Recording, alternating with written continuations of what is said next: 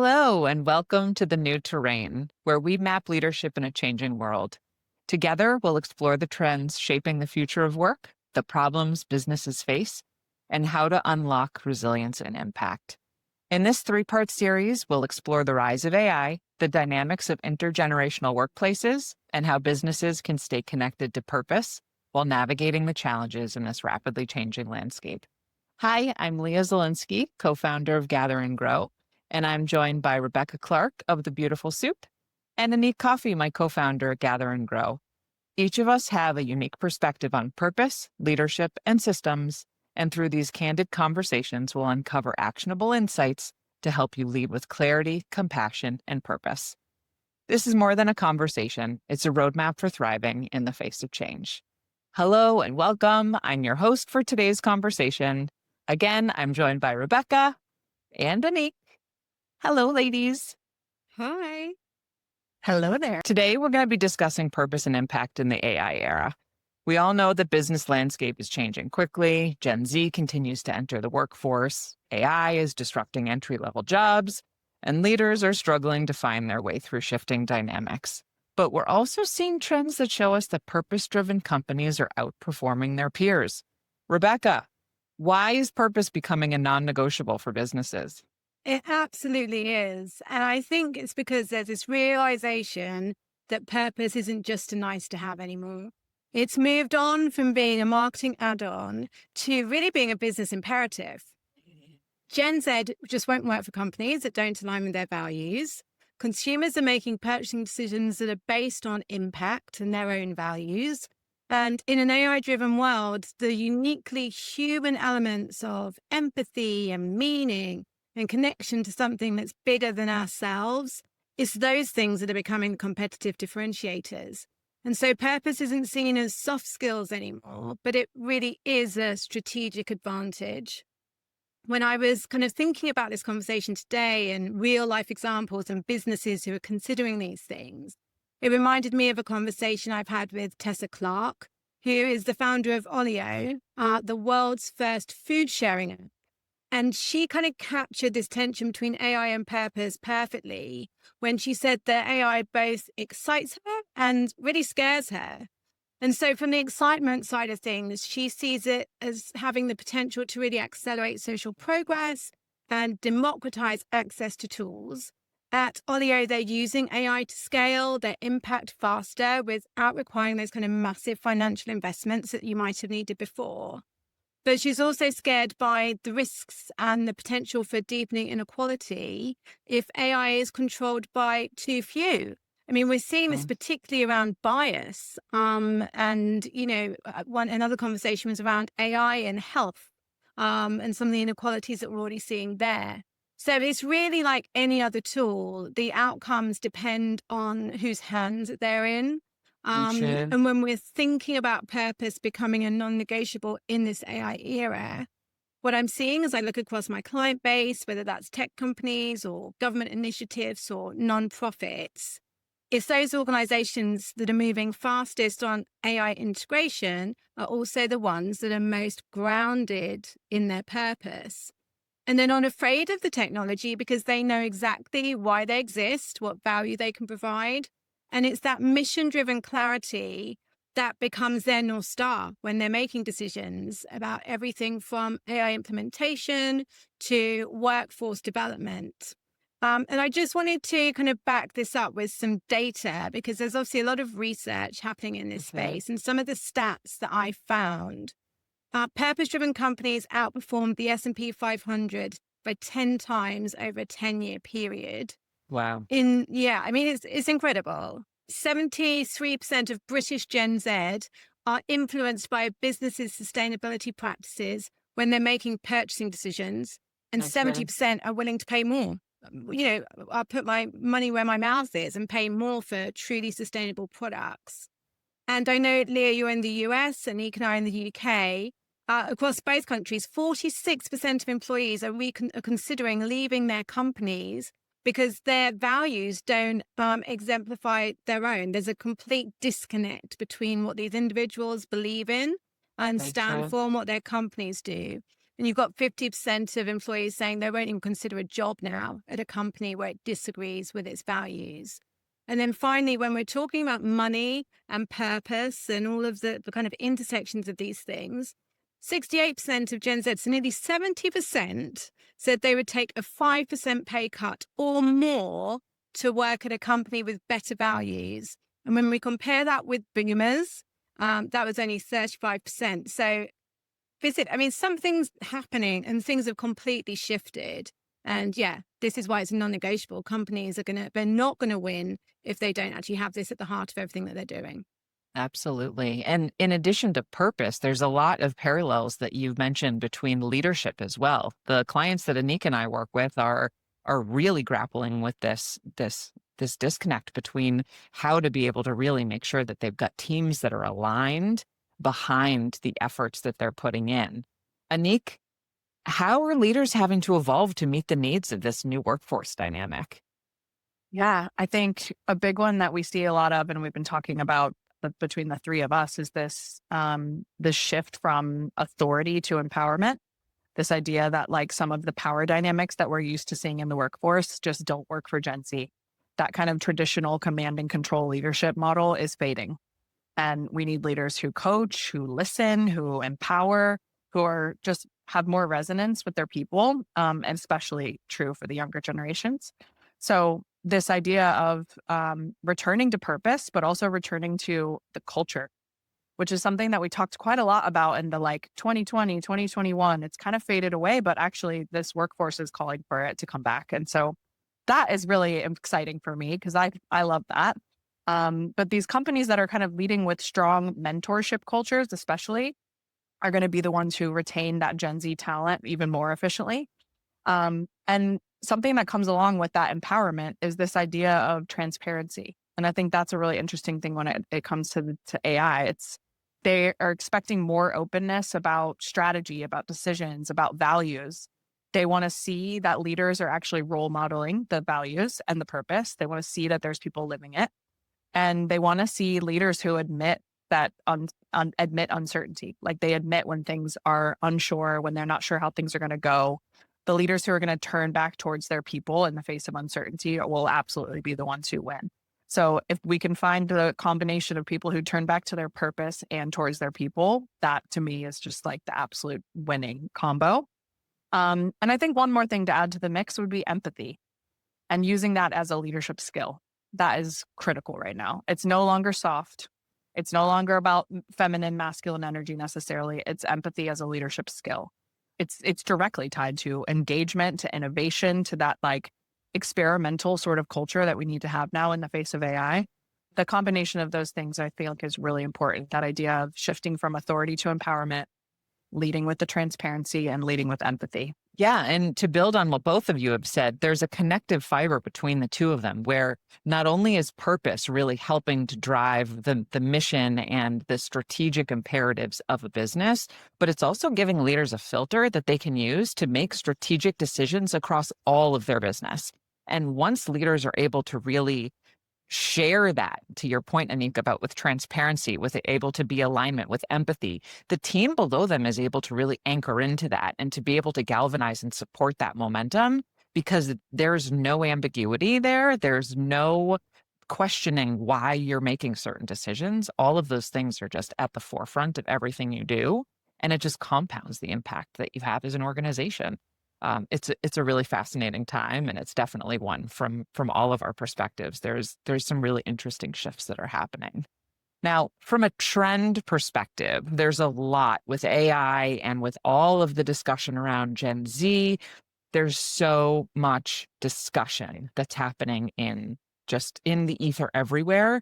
Rebekah, what are some of the trends that leaders should be paying attention to? How can they adapt? What should they be considering as they're moving forward in this kind of hyper concentrated world that we're living in?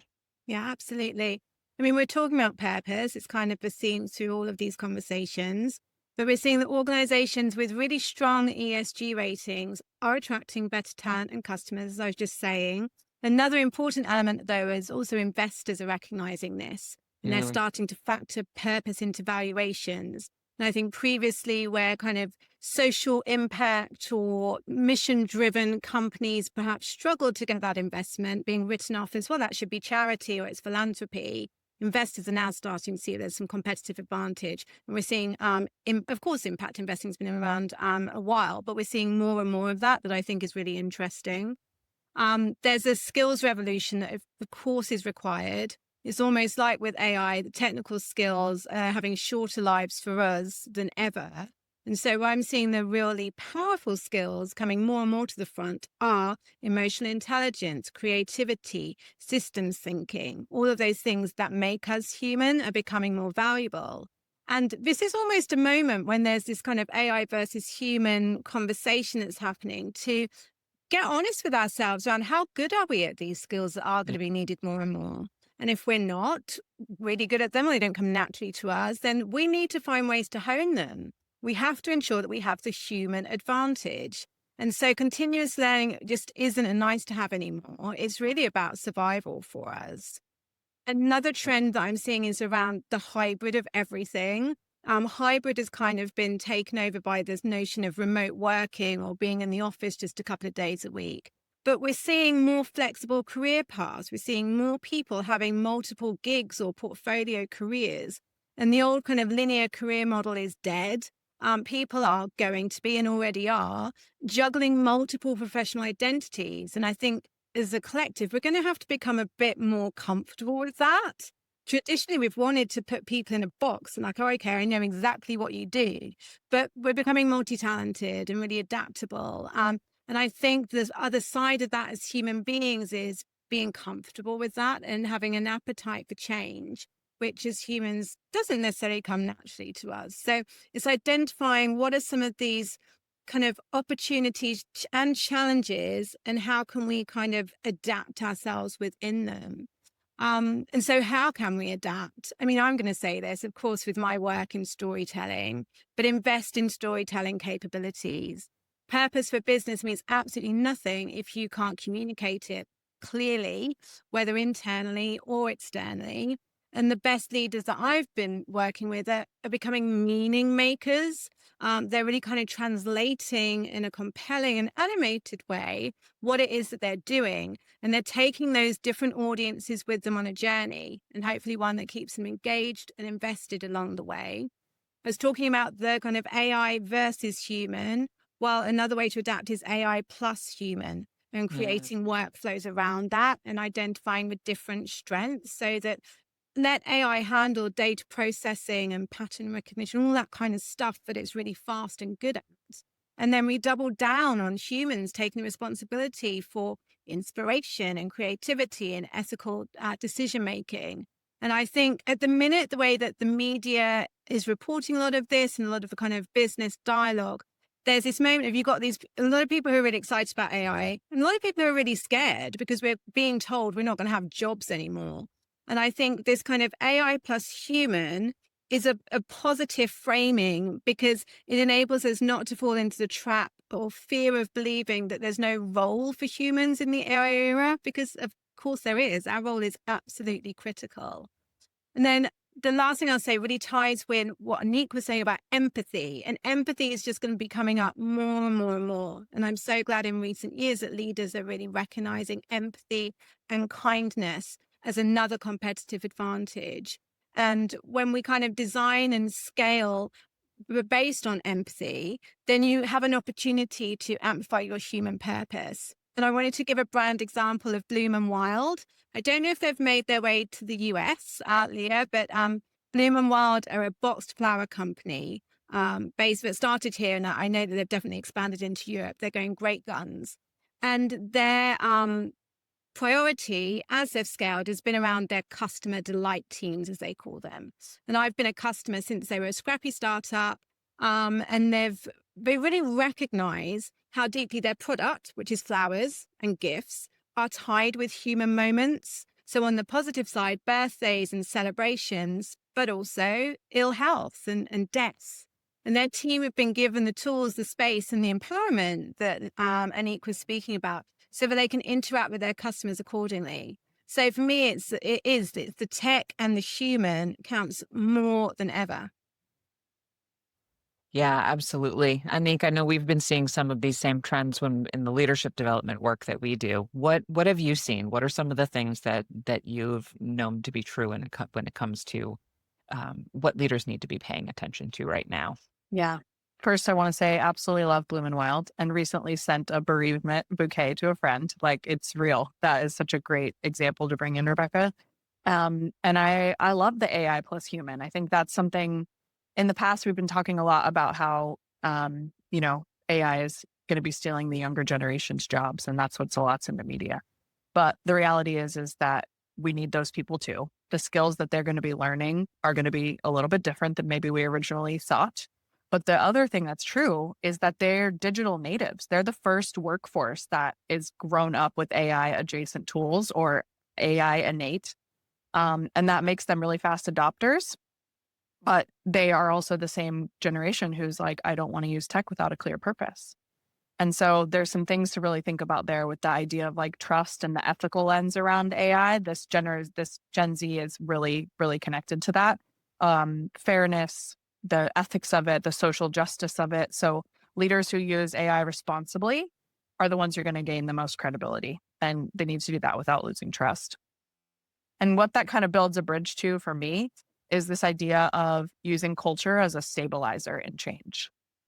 We talk about it as like a response to change almost, or like, let's really fortify our culture now so that we're resilient against change. But actually, it can be like a stabilizer as well. So in these really fast moving environments that we're all in, it provides the clarity, like you were saying, Rebekah, like we need that shared set of values. And Leah, I think you said this, that anchor our decisions. It's that like foundation that helps us anchor to where we're going, why we're doing it, and how we're going to get there together. And it's really important when AI is creating all this uncertainty about jobs. So that's one kind of bridge I wanted to build to our points there. The other one is around this idea of like intergenerational workforces. We're talking a lot about Gen Z, but that doesn't mean that the rest of us are going to disappear from the workforce. And we've worked with a couple of leaders who, have become quite frustrated with their younger employees and Gen Z and thinking like, oh, how are we going to figure this out? What are we going to do? There's all kinds of negative things that are said about the Gen Z as a workforce, but the reality is they're the huge majority of your workforce now. So as leaders, we have to evolve and figure this out and how we're going to work with them and how we're going to empower them. And culture is kind of what helps. It's how we show up together, right? So it also can help kind of align other generations, older and younger generations who are working together come into alignment.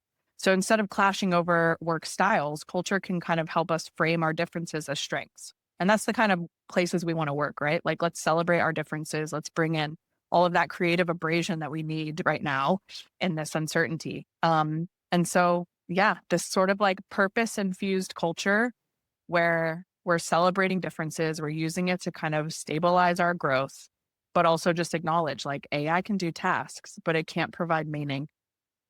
And we have to have leaders whose cultures are kind of rooted in purpose and the human experience and making that human experience irreplaceable. And that's what's going to, I think, become the quickest competitive advantage. One of the other trends that I've been seeing that builds on what both of you have been talking about is the fact that both AI and Gen Z have really been exposing the cracks in the system. Right? Gen Z has been asking since day one, but why? Why do we do this way? It's like just like gone is the days of parenting because I said so. It doesn't work anymore. There has to be a good reason. And there's a lot of arbitrary structure that has existed in business hierarchy for a really long time.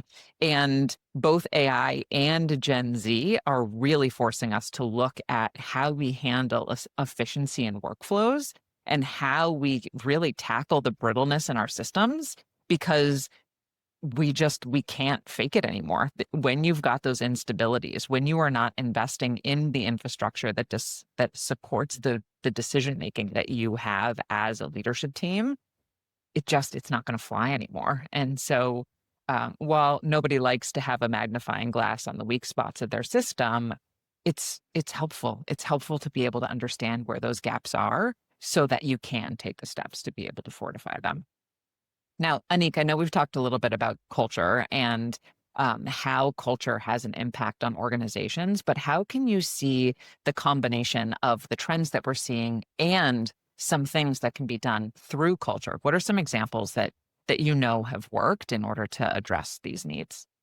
I think a lot of it goes back to that sort of like empathy and transparency and how you sort of create the rhythms and rituals that bring that to life, making sure that you're having these, if it's a company all hands, if it's a retreat, or if it's whatever the ways you're bringing your humans together to be human together, and making sure that you're really leaning into the transparency and the empathy of talking about change and what's happening. Those kind of companies that are still investing in time together and those sort of cultural rituals are doing amazing things for their connection. And when we're connected and we know where we're going, we can all run in the same exact direction together. I think there's something too around, career road mapping for people in the face of this kind of change with AI. That's interesting thing to think about for culture, where if AI is kind of disrupting those traditional entry paths, what does that mean for leaders and what do they need to do in their culture in order to get ahead of that and be ready for that? It's, automation might be wiping out these sort of classic entry level roles, but leaders need to think about how to give the younger talent these opportunities to learn, to contribute, to grow. And when apprenticeship roles are kind of being eroded, like what does that look like? So leaders thinking ahead about that of like Gen Z wants to bring their value, they want to feel valued. So what opportunities are you creating proactively so that they can learn and contribute and grow? Those are kind of the two big areas I'm thinking about. Like, how do you actually bring to life transparency and empathy? And how are you proactively creating value pathways for this new generation in the workforce? And retention is another piece too that is huge, right? If people are going to be voting with their wallet, if they're going to be needing to feel aligned to the work that they're doing, loyalty really translates heavily into how to be able to leverage the workforce that is available. Rebekah, where do you see impact coming into that discussion as it relates to loyalty, both from an employee perspective, but also on the customer side and the consumer side as well? Yeah, well, if we kind of start with the employee side, we've just been talking from that perspective. It's really interesting when you look at the differences between about generations, how much this has changed. So when I think about my own parents, who were both born in the 1930s, just before the Second World War, they grew up in an era where traditional loyalty was based around the job for life. You weren't meant to necessarily like your work. That just wasn't part of the equation. You showed up, you got paid, you didn't complain. And so, personal anecdote, when I joined central government near the start of my career, they were absolutely thrilled because to them, the civil servant job for life was the dream. And then when I left 8 years later in search of something new, they just couldn't comprehend it and were really afraid. And so we're seeing, and what we've been talking about, this kind of new loyalty equation being based on mission alignment and growth opportunity around flexibility and fulfillment. And as I said, it's not enough to just have a job anymore. You want to see how your daily work connects to something bigger than you, what I was saying right at the top. And how this kind of notion of, if I have this one precious life and I recognize that I'm going to spend a majority of my hours in work, then individuals, they just want to feel that it makes sense. It's making some kind of positive contribution to the world. And so that's why I'm seeing a really strong connection with that kind of impact and employee mindset. And Anique's been speaking about transparency, and the maths have got to add up, and it's all got to be real for people to stay. Because another element that we're seeing, everyone has the opportunity now to be a whistleblower because everyone has a platform. And so employees aren't kind of willing to, know where the bodies are hidden and kind of keep quiet about that anymore. And so I think it's a good and positive thing that companies have a real accountability to their staff more than ever, as much as to what it is, the things, the products, the services they're putting out into the world as well. So those feel really key on the kind of workplace side of things. And then again, coming back to customer loyalty and consumer loyalty, it's what we've been talking about around buying into belief systems, this sense of brand activism. I was seeing just on social media this week a well-known bakery brand being boycotted because they don't stand for what some of their customers believe in, and they're going to stop, shopping there. And also because I've got a social media platform, I'm going to galvanize my community to do the same in a way that just wouldn't be possible pre-social media. what used to have been quite small grassroots activism can now take on a global perspective very, very quickly. And then just again, to go back to that 70% I was talking about who will spend more with brands that align. I think leaders are now really understanding we don't actually have customers anymore. They have communities, and they have tribes. And equally, as much as people will be willing to walk if you don't align with them, think about like the value of customers that strongly align with you, and they're not going anywhere, and they're going to be ambassadors and advocates for everything you stand for. And so that's one of the key opportunities. And we see that with brands like Patagonia, or, where people really believe, like they have a really strong emotional connection to those brands. And I think that's one of the exciting opportunities for the newer purpose-driven, mission-driven companies that are coming up. Like, it's those communities that you can start building and create these communities to come with you for life. Absolutely. It's such a fascinating time to be in the workplace. It's a fascinating time to be in leadership. And it's just, there's so much opportunity that comes with this moment that we're in. And when people choose to look at the opportunity instead of the risk, or when they look at what can be done versus what, the overwhelm of what everybody else is doing, there's so much possibility. And it's really an exciting moment. Well, that wraps it up for today. If you're ready to lead with intention and thrive in the face of change, join the conversation. You can watch the other episodes in this series. Please share your thoughts and connect with us in order to get the support you need on your own journey. Let's build a future where businesses don't just survive, they thrive. In the show notes, we'll include links to the other episodes in the series and where you can find us on LinkedIn. Until next time, I'm Leah, and this was The New Terrain.